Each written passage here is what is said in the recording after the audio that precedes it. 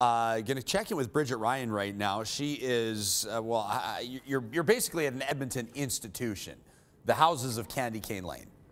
Totally. I was just saying to one of the fabulous homeowners that's joining us this morning, who's responsible for the spectacle you see over my shoulder, that this was when I was growing up. This was like destination, man. This is where we came.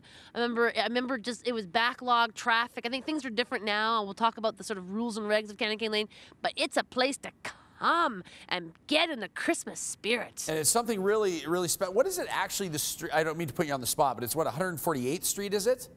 148th Street, and we've got a great map actually that Sonia put together of where exactly it is in the city. Might as well show it right now because that's where it is. Yeah, we're giving our viewers a look right now. Yeah, so you can see. What's the avenue between?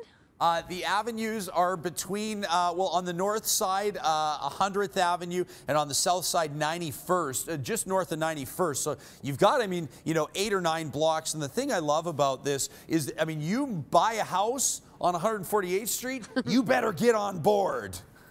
Well, it's funny you say that. There's actually a house just a few blocks down that's for sale. And I was just talking to this lovely lady about sort of what the responsibility is. If you buy on the avenue, if you buy on the lane, rather, not avenue, on the lane, do you have this, like, do you have to sign that you will be a part of this? Because I know, and you've been down here too, where you see that there's like, fabulous house, aw, not participating. Blah, blah. Yeah.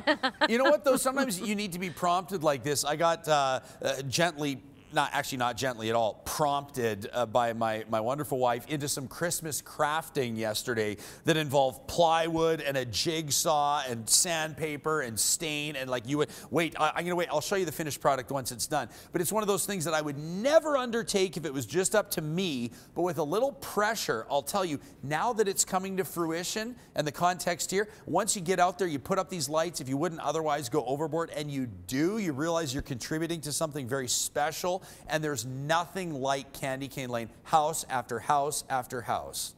Yeah, and especially as we get closer to Christmas and the families that come down here.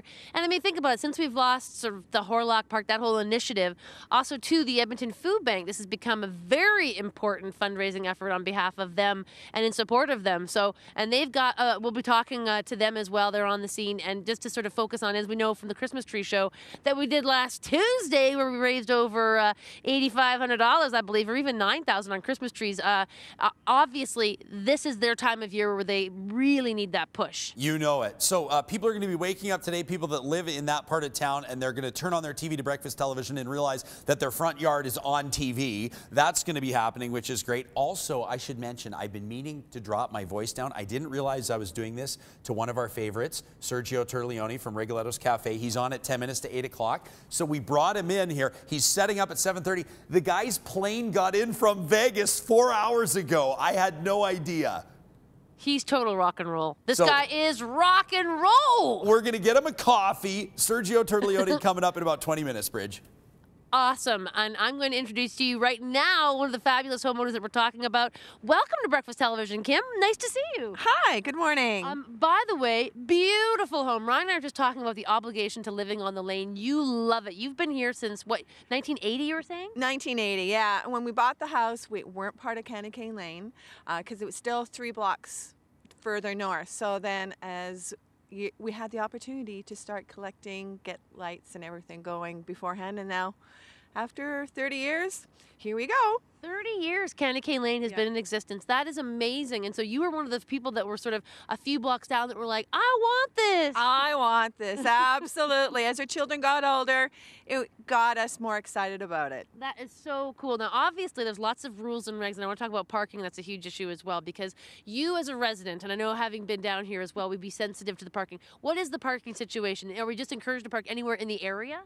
Yeah, you're actually encouraged to park anywhere along the streets. People that live down here know all about it because you know what? You get the full atmosphere walking this lane. Which is exactly what it's all about. Even in cold temperatures, it's fun to bundle up some hot cocoa, a little bit of something extra if you're over 18, if you know what I'm saying. Let's talk about your beautiful, beautiful display, though. How long has this been in the works? And every year, do you add something? Yes, we do start adding a little bit more. Now we have a grandson, so it gets my husband saying, what can we do next year? Oh, I love it. So what's the latest, greatest addition then? Is it Santa with his lights wrapped around the reindeer? No, actually, that's one of the original ones when we started 30 years ago. That was the start of it. And then as the lights got going, we have the Christmas big tree that we added about 4 years ago. And then Merry Christmas he added. Now we have the, oh yeah, it's crazy. It's awesome. And I expect next year when we come, there'll be much, we'll see like the little elves, the little workshop perhaps, tucked into the snow. Oh, you're giving him an idea. See? They're watching right now. We'll be back more from Candy Cane Lane. We're also going to talk about when it's happening, how often they want you to come down, and what you should bring. Not just your hot mugs, hot cocoa mugs filled with something special for yourself, but also we're talking about the Edmonton Food Bank and what a great, wonderful cause this is. We'll be back getting in the spirit of Christmas here at Candy Cane Lane, like Ryan said, an Edmonton institution during the holiday season. Gingerbread houses line every